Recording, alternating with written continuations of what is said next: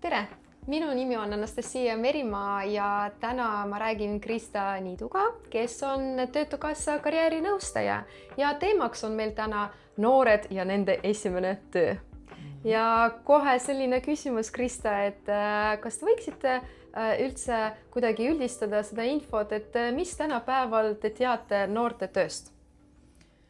No vot nüüd defineerime selle noore ära, sellepärast et ametlikult ju võivad juba hakata siin noored tööle juba vahelduva eduga siin juba 7. eluaastast, neil on seal mingid väikesed õigused, aga ütleme, et siis ju alates just 13. eluaastast siis on juba mõtet tõesti rääkida nagu noorte töötamise võimalustest, sest siis on nagu see seadusega ette nähtud siis ka see lubatud tööaeg on nagu piisavalt pikk, et noortel tekib ka stiimulit, et nad saavad nagu ka ikkagi juba raha teenida nende võimaluste juures.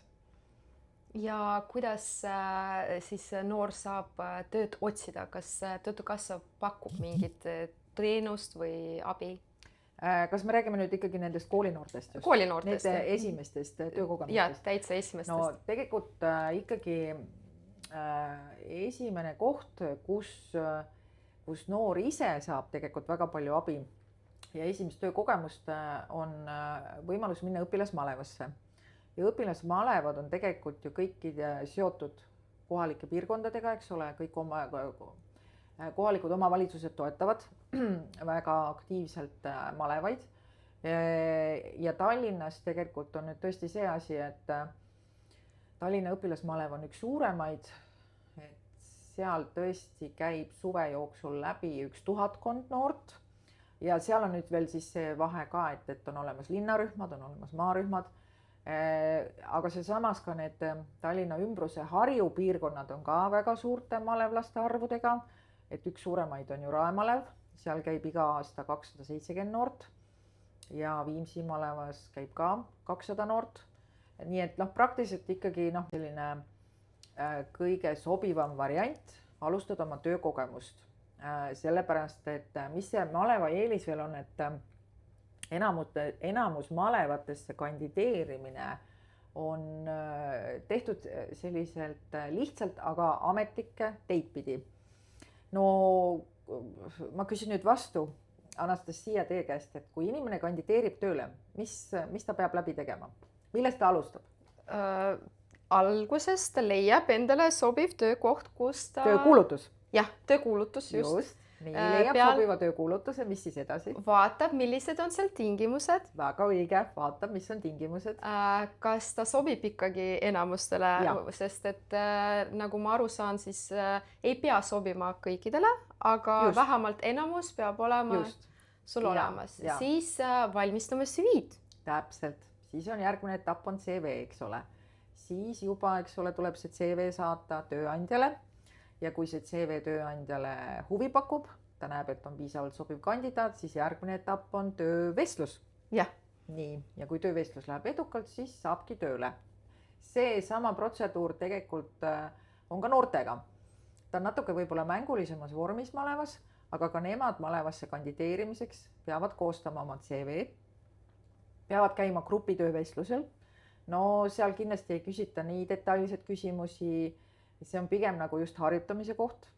Ja siis on nendel tegelikult ka veel kohustus läbida selline kohustuslik koolitus töömaailmaga tuttavaks, kus siis tutvustatakse just neid õigusi ja seadusi. Ja vot siin tuleb nüüd mängu Töötukassa. Meie viimegi läbi neid kohustuslikke koolitusi töömaailmaga tuttavaks kõikidele siin Tallinna Harjumaa piirkonnas kõikidele malevatele, et teeme väga aktiivset koostööd. Ja millise tujuga tavaliselt tulevad lapsed ja lähevad sellest koolitusest? Ütleme niimoodi, et malevad seda koolitust nad teevad tavaliselt enne malevat. See tähendab seda, et nad ei ole veel näppe mullaseks saanud, aga kui ikkagi on vaja koolitusele tulla tööpäeva lõpus, no siis võib küll tekkida see tunne, et siis neil on juba see küsimus, et nad on ju väsinud ja mis asja, miks me siia peame tulema ja siis me muidugi oskame sellega arvestada, et me siis ikkagi paneme natukene vabamasse ja mängulisemasse võtmesse, et me saame ikkagi kõik tähtsad asjad ära räägitud. kas tänapäevased noored ongi pigem kuidagi huvitatud töös juba varakult või nad on pigem laisad? Ma ikkagi arvan, et nad kõik on tegelikult väga huvitatud tööst, sest alati ka meie koolitustel me kaardistame nende põhjuseid. Noh, kas või neidki, et miks sa tahad praegu malevasse tööle tulla? No mis teie, Anastasia, pakute? Mis on esimene põhjus, miks tulla malevasse tööle? Raha. Absoluutselt, absoluutselt. Absoluutselt. Ja siis, kui küsid nende mõnede malevlaste käest, kes siis on käinud malevas juba varem, noh, nad peavad iga aasta seda koolitust läbima, et kas sa mäletad, kui palju sa eelmine aasta teenisid ja mis sa selle malevas teenitud rahaga tegid? No mis vastused tulevad? Komme ostis kindlasti. Ei, komme ei osta täna veel ükski noor enam oma teenitud raha eest, aga vot siit tulebki nüüd juba see rahatarkus välja. Kes on selle jätnud alles, kes on hakanud investeerima? Ja, kes sellises vanuses? No mis vanuses? Tähendab, et kui sa juba lähed tööle, sa juba teenid raha, siis sa juba oskad ka selle rahaga ju ümber käia. Nii et osad on juba pannud selle juba investeerimisse, osad on selle jätnud alles, et koguvad mingi suurema reisi jaoks. No ja siis on muidugi ka sellised, kes ütlevad, ei mäleta, lõin laiaks ja mõnel, muide, viimane üks väga armas oli, kuidas üks tüdruk ütles, et tema ostis endale esimese teenitud raha eest kassi. Ma ütlesin, et see oli siis tõukass või? Siis ta ütles, et jah, see oli tõukass. Nii et vot väga hea idee. Noortele ja lapsevanematele, kui keegi tahab lemmiklooma ja vanemad ei ole nõus ostma, et siis saab ka oma esimese teenitud raha eest. Peaasi, et pärast ta teeniks ka selleks, et kaissi toita ja hoida. Selle peale mõtleb lapsevanem, selle peale enam, kui on kokkulepped, et näiteks taskurahast peab tulevikus siis noor nii palju eraldama, et ka kassi toita ostma ja mida iganes, et see on juba teine teema, eks ole. Ja kui loom haigeks jääb, kes siis seal neid ravikulusid katab, see on juba kolmas teema, eks ole. Aga ja, et malev on kindlasti üks väga tänuväärne koht. Küll aga malevaga on nüüd see probleem, et kuna tahtjaid on nii palju, siis ikkagi viimastel aastatel on see trend, et kui vanasti olid need maleva perioodid ikkagi vähemalt 2-nädalased ja maarühmades 3-nädalased, siis nüüd on ikkagi mindud seda teed, et parem pakutakse võimalikult paljudele noortele ja siis need nädalavahetused on ainult 1 nädal, mis tähendab seda, et nad saavad 5 päeva tööl käia. Aga nagu me kõik teame, siis meie Eesti koolinoortel on ju väga pikk suvine koolivaheaeg. See on ju 10 nädalat kokku. Ja siis alati on ka see, et siis me tutvustame just nimelt neid teisi võimalusi, mis on siis lisaks malevatele. Ja teised võimalused ikkagi algavad alaealise puhul ikkagi sellest, et kuna alaealine ei tule meile ametlikult arvele tööotsijaks, see ei ole nagu tema selline käekiri ja see ei ole ka eriti mõttekas, sellepärast et esiteks ei ole ju pakkuda alaealistele, meil on küll tööpakkumised, avalikud tööpakkumised, eks ole, töövahendusportaalides, nii Töötukassas, CV Keskuses, CV Online'is, aga seal ei ole ju spetsiaalset rubriiki, et alaealistele tööpakkumisi, võib-olla seda toodet saab arendada tulevikus.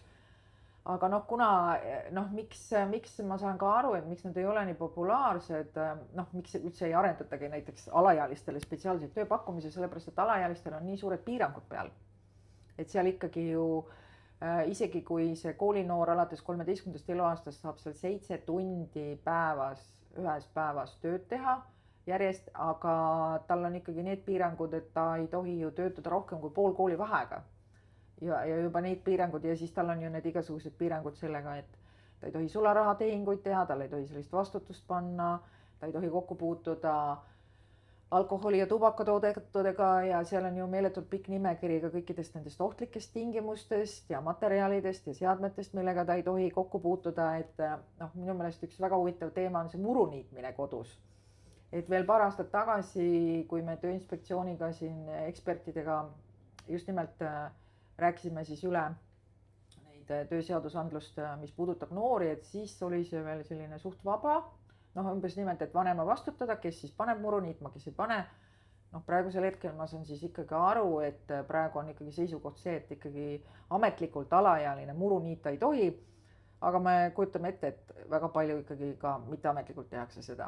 Ja täpselt sama on nüüd täpselt mis ongi need ohud, eks ole, noorte puhul on ju see, eks ole, et okei, ta lähebki sinna kohvikusse tööle, ta on alaealine, kui ta veel seadust ka ei tunne, siis on ikkagi päriselust igasuguseid lugusid, kus tööandja rikub tööseadust, ei võimalda noorele puhkepause. Noor on ettekandja kuskil kohvikus ja peabki töötama, tal ei ole isegi korraks istumise hetke lubatud, ta peab ainult kogu aeg teenindama kliente, eks ole, see on lihtsalt noore enda teadmatus, et ta tegelikult peab ju teadma ka seadust nii palju, et ta teab, et tal on ka ette nähtud, eks ole, igal tööpäeval ka puhkepaus. Pluss ikkagi tõesti on ka noored ise rääkinud, et on küll see, et alkoholi ei tohi serveerida, aga umbes kohe tööandja teeb kokkuleppe, et kuule, et teeme nüüd kokkuleppe, et sa lähed küll sinna ikkagi seda alkoholi nüüd serveerima või sa lähed nüüd sinna baarileti äärde ja teenindad kliente. Ja kui kontrollid tulevad, siis umbes jookse minema, umbes selline jutt. Nii et ikkagi sellist käekirja on palju, turul ka sellist, ütleme niimoodi, et ja selles mõttes me ka hoiatame noori, et loomulikult see esimene töökogemus ja just see suhe ja kuidas ka tööandjad ise noortesse suhtuvad, loomulikult, et see jätab ju jälje sulle terveks eluks, et sa ju jääd ju seda mäletama, eks ole, et nii, et siin tuleb arvestada igasuguste nüanssidega, aga õnneks, kuna noored ise on ka huvitatud väga palju ikkagi tänapäeval just tööle minemisest ja kuna meie ka ikkagi ju korraldame tõesti neid koolitusi, meil on ka meie Minu Karjääri veebilehel on nüüd just 8. mail hiljuti toimuski selline koolitus, et koolinoored, et suveks tööle, mis võimalused on ja kindlasti seal ka, eks ole, siis tutvustatakse just nimelt seda seadusandlust ja siis see on ju kõik järelvaadetav sealt nagu meie kanalite kaudu. Ja samas muidugi, kui noor ikkagi on ise nii tubli ja uudishimulik ja julge ja tunneb, et ta ei saa näiteks malevasse minna või tal tuttavate kaudu ei tule sellist töökohta, siis ta võib väga julgelt tulla siia Töötukassasse. Lihtsalt Töötukassas saab teda aidata siis, kui ta ikkagi paneb endale sellise ametlikult ikkagi veebi kaudu broneerib siis selle karjäärinõustamise aja, siis on tal kindel kuupäev ja kellaaeg ja siis juba saab esimese abilisena karjäärinõustaja talle rääkida, mis võimalused tal on. Ja siis aidata vaadata ka võib-olla siis sobivaid tööpakkumisi sealt just nimelt töövahendusportaalidest, mis on siis seotud hooajatöödega. Ma just hiljuti käisin poes ja seal parklas oli üks poiss, mina arvan, et ta oli mingi 2. või 3. klassi õpilane ja tema tuli mulle vastu kohe klaasipuhastusvahendiga ja pakkus, et ta peseb mul nii kaua, kui ma poes olen autos need klaasid puhtaks. Mina ütlesin too ajal, et vabandust, mul ei ole selleks võimalust, aga küsisin talt, et milleks ta seda raha tahab teenida. Ta ütles, et tal on mingi tunnistused täitmatu ja lihtsalt, et oleks tipi raha. Aga kas saaksid palun kommenteerida, et kas see juhtum on üldse legaalne või? Ma arvan, et see ei ole legaalne kohe kindlasti. Et esiteks juba sõidukid, eks ole, seal on nii palju, iga töö tegemisel, eriti noorte puhul tuleb ju arvestada selle tööohutusega.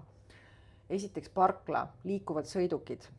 Kui te ütlete, et 2.–3. klassi poiss, kui pikk ta seal saab olla, autod võivad sellised olla, eks ole, ta ei võib-olla ei ulata sinna seda ja see on juba ohtlik, kui ta seal hakkab niimoodi turnima, eks ole, et seal on nagu nii palju ohutegureid, et kindlasti oleks mina sellise poisi otsa sattunud, ma oleks võib-olla natukene taga jutustanud, küsinud, et kus sul see idee tuli ja just nimelt rääkinud seda, et räägime nüüd selle läbi, et mis sa arvad, mis ohud sul siin on. Sest et isegi kui noor läheb kas või teeb ju välitöid, eks ole, kas või oma koduses majapidamises või ta lähebki naabril appi seal aeda värvima või rohima või midagi, et iga kord tuleb ju arvestada tööohutusega, et seda tuleb ikkagi täita.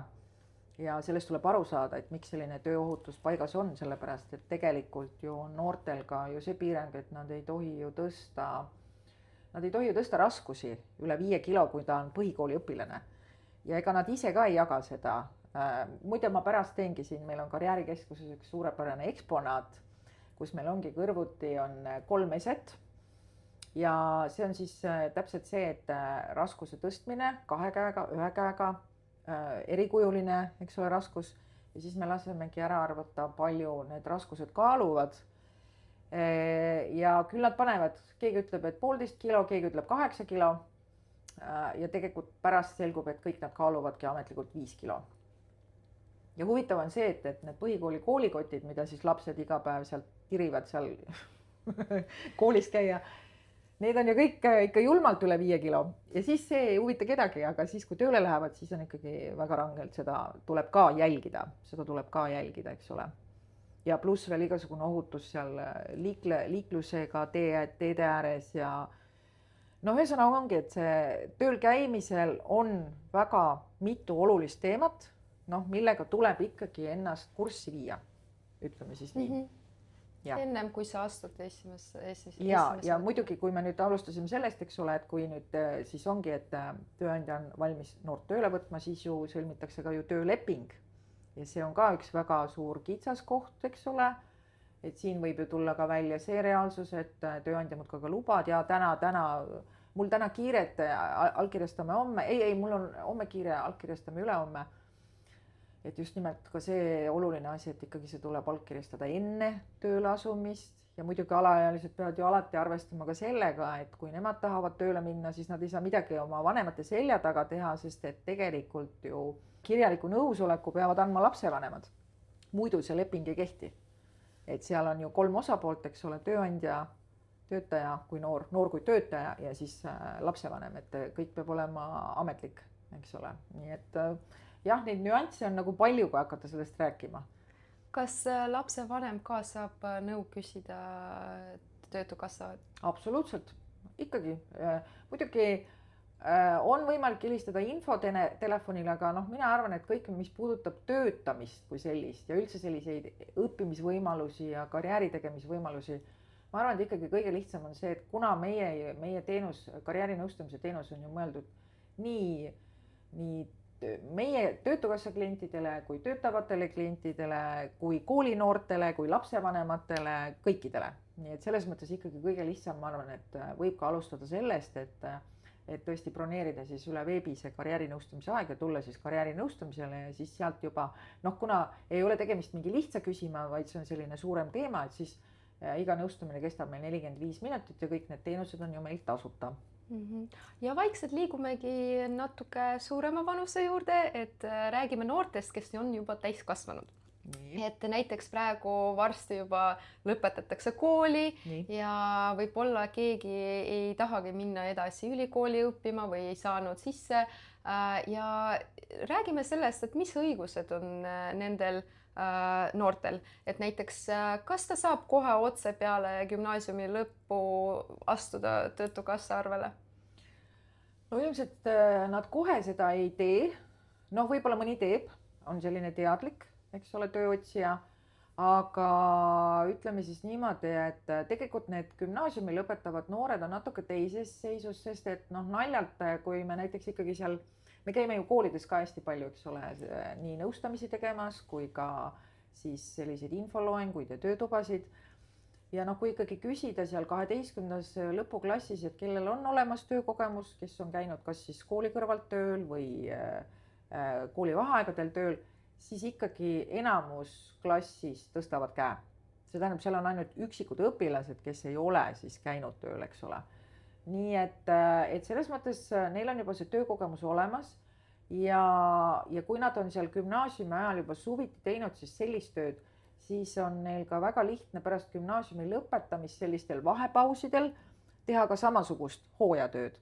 Sest et tegelikult meie ise ka soovitame noortele, et miks me soovitamegi, et kui sa oledki 13 ja sulle meeldibki siis tööl käia ja katseta erinevaid töökohti suvisel perioodil, suvistel koolivaheaegadel just sellepärast, et sul on pärast, sa koostad endale nagu mõnes mõttes sellist tulevikuspikrit, sest et kui sa lähed ka kuhugi õppima, näiteks ülikooli, siis on ju väga üksikud need õnneseened, kelle vanemate rahakott kannatab välja maksta kõik need elamiskulud.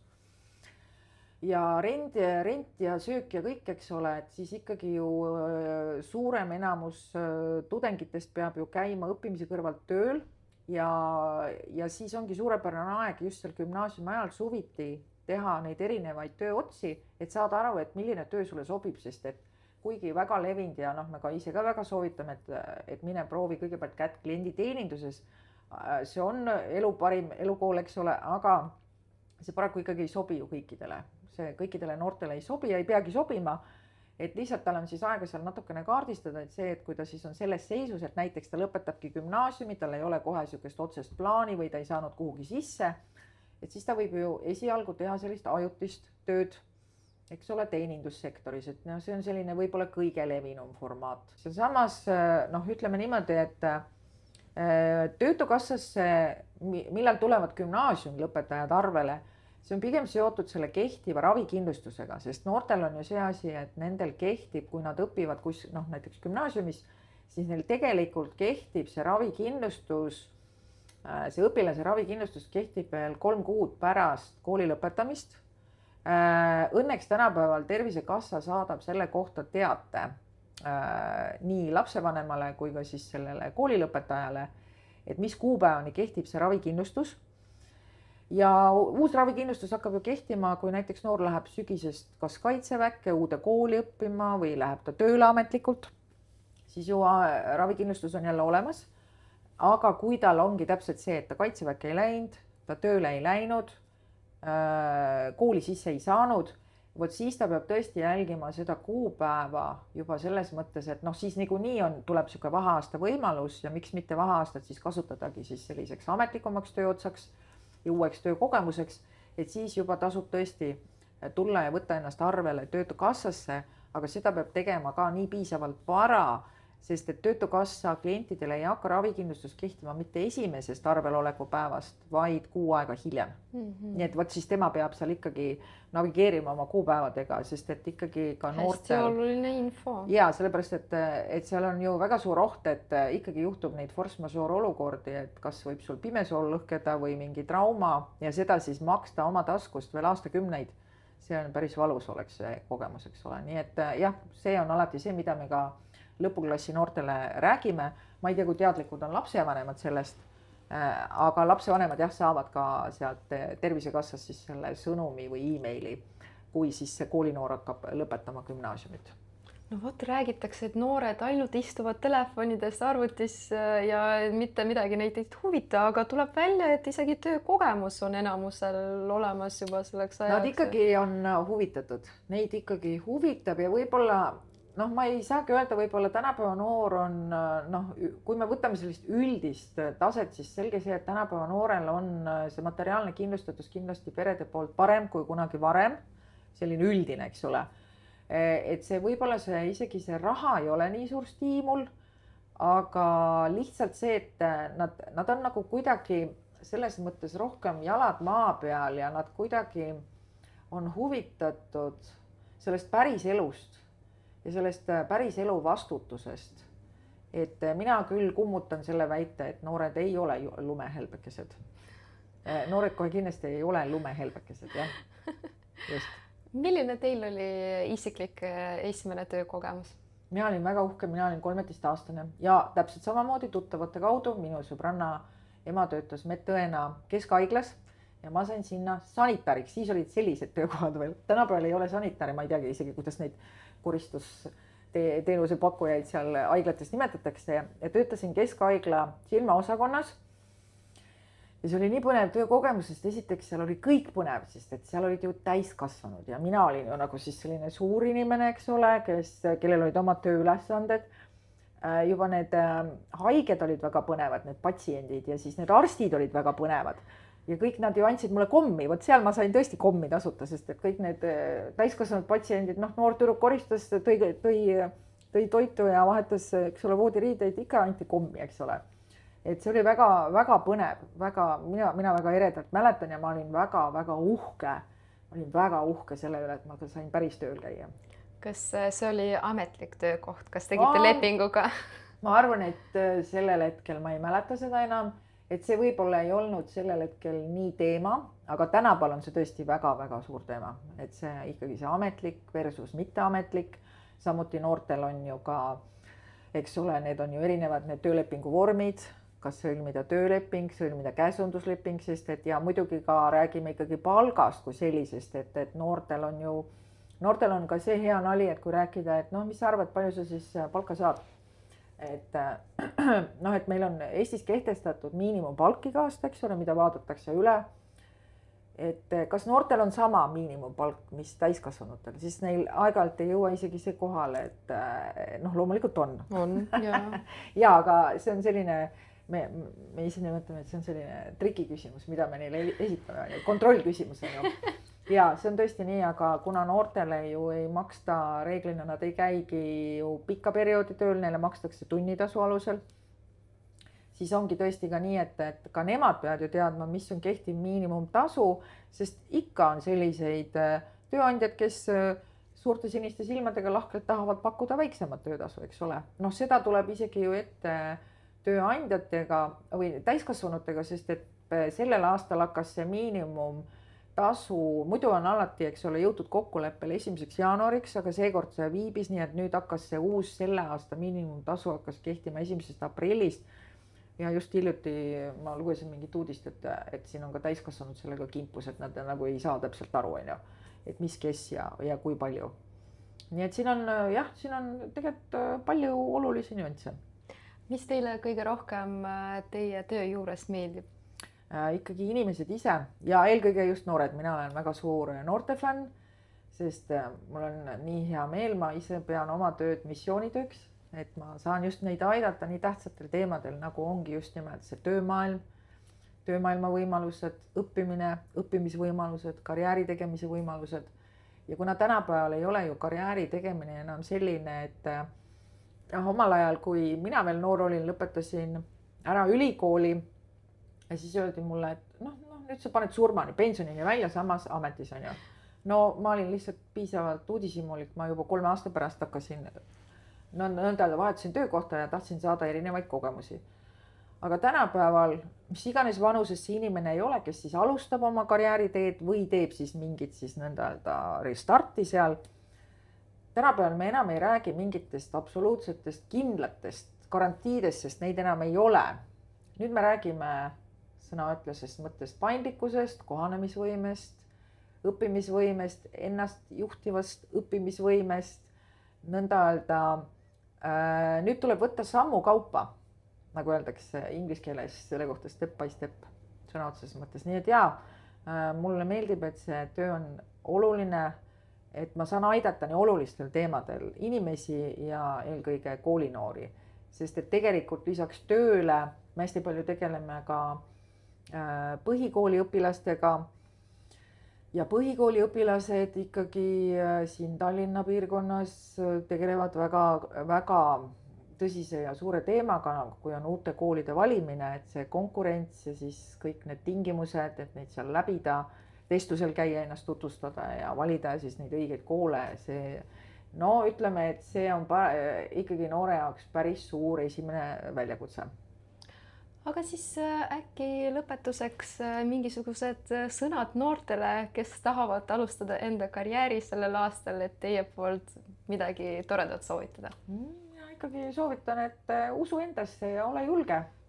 Ja tõesti, sul on olemas alati abilised, et kui sa oled ise piisavalt uudishimulik ja julge, siis on kõik võimalik. Mina ütlen, et alati on kõik võimalik. Igas vanuses, nii noortele kui ka edaspidi. Ja. Suur tänu, et meil oli hästi tore jutt Krista Niiduga, kes on Töötukassa karjäärinõustaja ja ma loodan, et selle vestluse raames sai palju uut infot teada nii noortele kui ka nende vanematele ja võib-olla ka tööandjale. Ja siis mina olen Anastasia Merimaa, Harju Elu, aitäh